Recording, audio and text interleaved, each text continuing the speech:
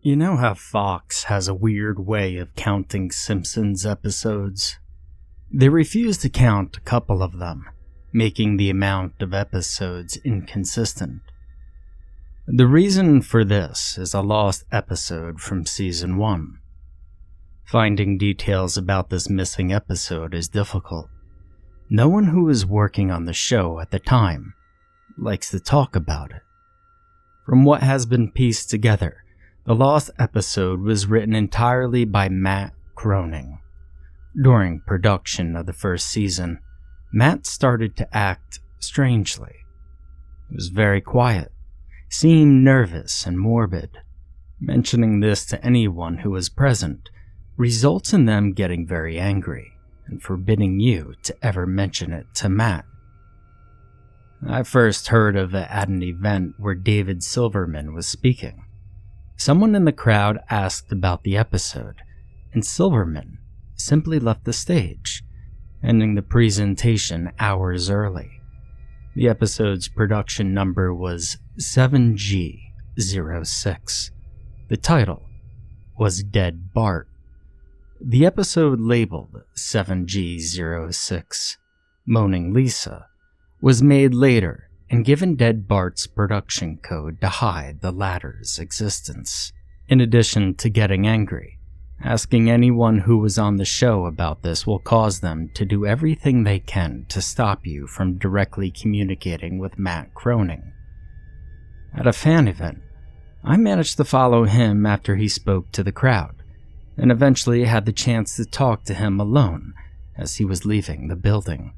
He didn't seem upset that I had followed him, probably expected a typical encounter with an obsessive fan. When I mentioned the lost episode, though, all color drained from his face, and he started trembling. When I asked him if he could tell me any details, he sounded like he was on the verge of tears. He grabbed a piece of paper, wrote something on it, and then he handed it to me. He begged me never to mention the episode again.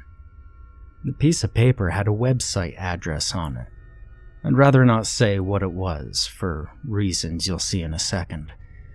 I entered the address into my browser, and I came to a site that was completely black, except for a line of yellow text. A download link. I clicked on it, and a file started downloading. Once the file was downloaded, my computer went crazy.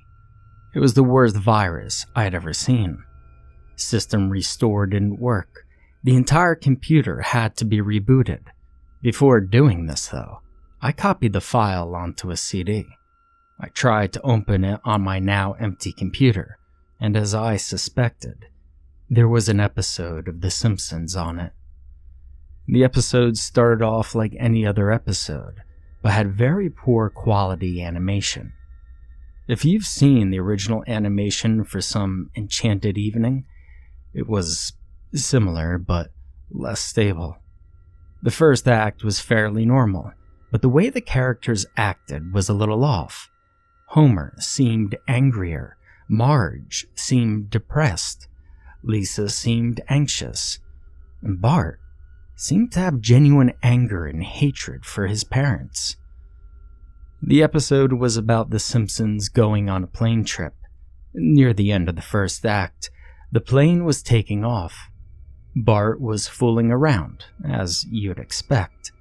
However, as the plane was about 50 feet off the ground, Bart broke a window on the plane and was sucked out. At the beginning of the series, Matt had an idea that the animated style of the Simpsons world represented life, and that death turned things more realistic. This was used in this episode. The picture of Bart's corpse was barely recognizable. They took full advantage of it not having to move, and made an almost photorealistic drawing of his dead body. Act 1 ended with a shot of Bart's corpse. When Act 2 started, Homer, Marge, and Lisa were sitting at their table, crying. The crying went on and on. It got more pained and sounded more realistic. Better acting than you would think possible. The animations started to decay even more as they cried, and you could hear murmuring in the background.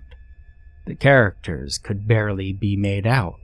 They were stretching and blurring. They looked like deformed shadows with random bright colors thrown on them. There were faces looking in the window, flashing in and out so you were never sure what they looked like. And this crying went on for all of Act 2. Act 3 opened with the title card saying 1 year had passed. Homer, Marge, and Lisa were skeletally thin and still sitting at the table. There was no sign of Maggie or the pets. They decided to visit Bart's grave. Springfield was completely deserted, and as they walked to the cemetery, the houses became more and more decrepit. They all looked abandoned, and when they got to the grave, Bart's body was just laying in front of his tombstone, looking just like it did at the end of Act 1. The family started crying again, but eventually they stopped and just stared at Bart's body. The camera zoomed in on Homer's face. According to summaries, Homer tells a joke at this part, but it isn't audible in the version I saw. You can't tell what Homer is saying. The view zoomed out as the episode came to a close. The tombstone in the background had the names of every Simpsons guest star on them. Some that no one had heard of in 1989. Some that haven't been on the show yet.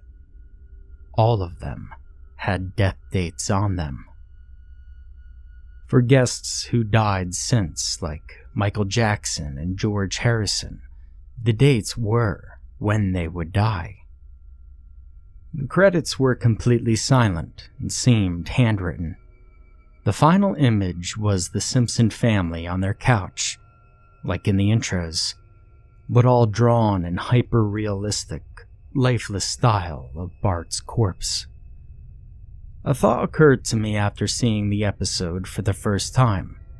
You could try to use the tombstones to predict the death of living Simpsons guest stars, but there's something odd about most of the ones who haven't died yet.